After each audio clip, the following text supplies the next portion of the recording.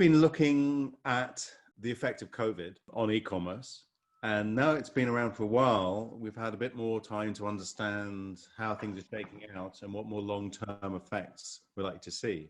What has stood out to you then? What are some of the big things that have leapt out? A couple of things that happened, I find especially fascinating. It's like digital grew up more in the last 6 months than in the 5 or 10 years before, probably. What we saw as an agency is that the clients that were digital mature, they obviously they had big problems because the whole world was on fire, but they were way more able to control everything than the ones that weren't up to par. But more fascinating than that, I find the realization that customer behavior and segment we can change so much. So, for example, my 79-year-old mother is buying online now, which she never done before, and she never planned to, and suddenly she needed to, and actually liked it. So, what those people will probably not move away from that anymore. Another thing which I find interesting is that the lockdown forced some people, actually a lot of people, to buy products online, which they normally would not buy online. So you have these high experience or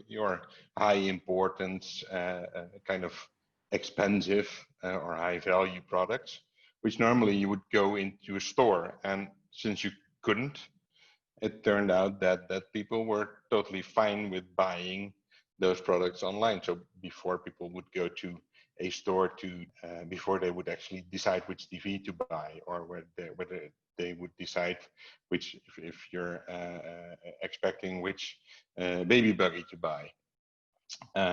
Turns out that is not totally necessary anymore. So what you saw happening is new people entered the market, basically buying products that would not be considered to be researched and purchased online. And I think that is making a really, really big difference in the industry.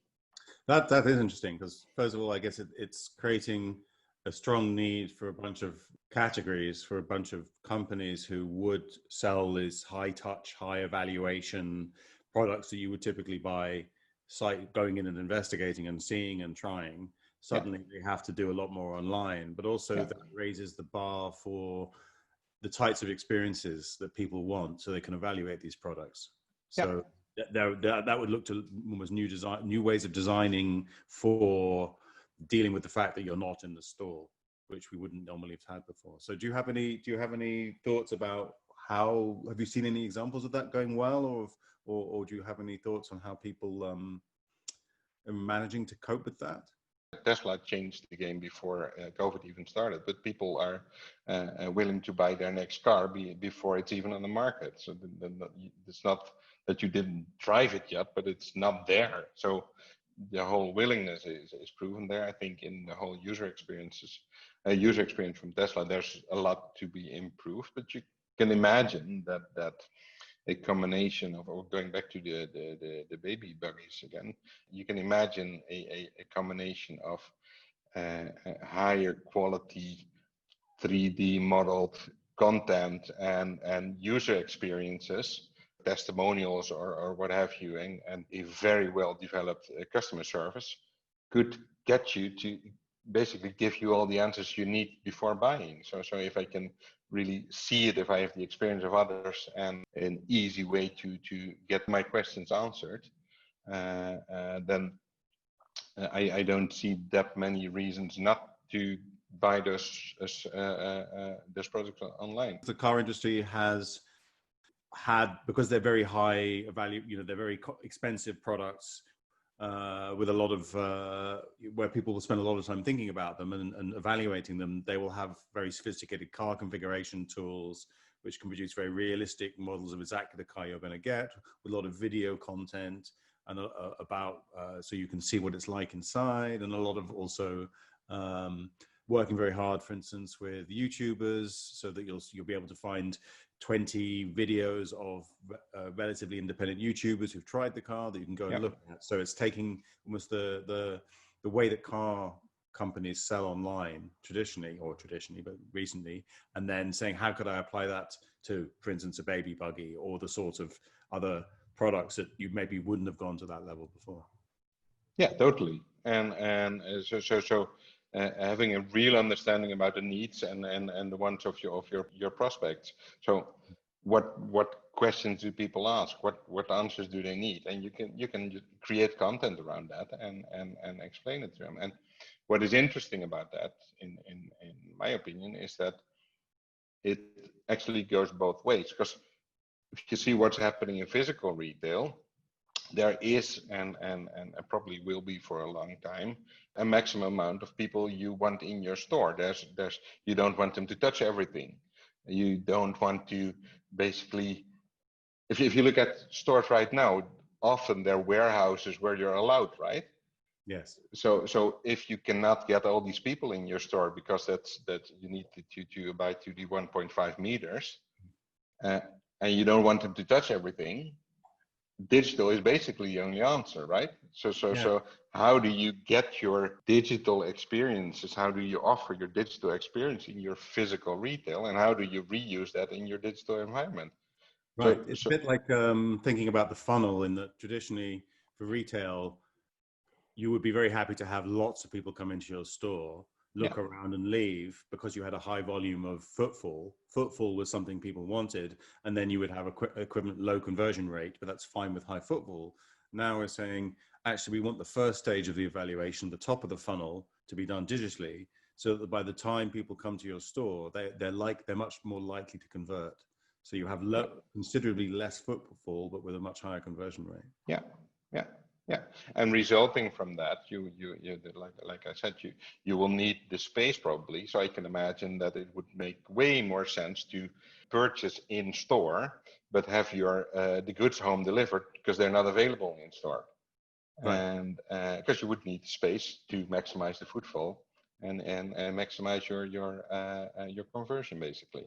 Right. So the whole your whole thinking about physical retail will probably be way more like an experience center or a theater even. How do we make it as interesting as possible? How do we get you to convert to sales in this limited amount of space where the experience needs to be great?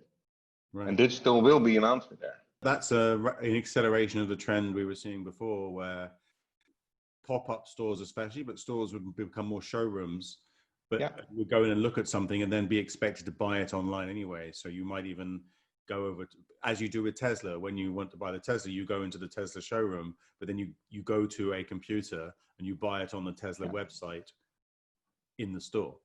Yeah. Interesting. And actually from a customer experience point of view, it is kind of cool to do your shopping while not having to carry everything home, right? Yes. Why wouldn't you have it home delivered? And then I guess the interesting thing about this is it's so new that also this is very unpredictable. So when saying, well, what's the right answer? Although we can look at things that have been happening, like these examples, actually a lot of it's going back to first principles and looking at it with fresh eyes. Do you see this way of substituting being there for digital experience, at least for maybe not all of it, but for a lot of it? Are there other places and other either industries or even non-profit areas where that's relevant, where we can learn from? Thinking about that is, I think it's super interesting if you look at what happens in museums right now. So opening times are limited, the amount of people that can enter are limited. So if you want to stay open, basically, you need to reinvent yourself, right?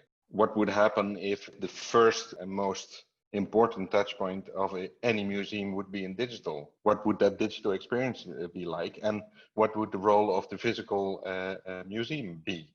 Would that be more than a warehouse for the art, or would that be the place to where you could go deeper? But I think rethinking museums, for example, in a digital is the most important place to experience our art, will change that whole industry, and that is kind of, or that whole sector, I should say, and that is not that far from the way I see be a high importance retail change in. If you see a museum as a place where history is preserved and taught, the need for that overall is very apparent at the moment with the, with the internet in the state it's in, which is a large amount of essentially fake news, poor information.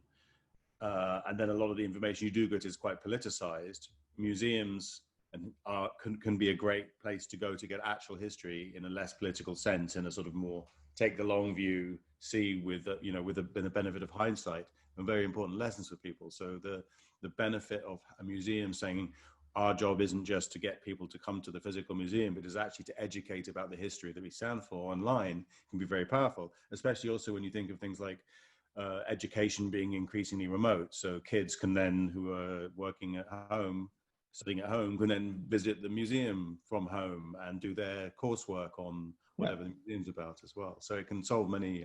They can solve a few problems there all at once and improve their relevance. Yeah, totally. But you will need to change your starting point of this whole customer or visitor experience. Yes. The last couple of years, we've seen a couple of things happening where, like at Rijksmuseum, they have most of their catalog in extremely high resolution made available.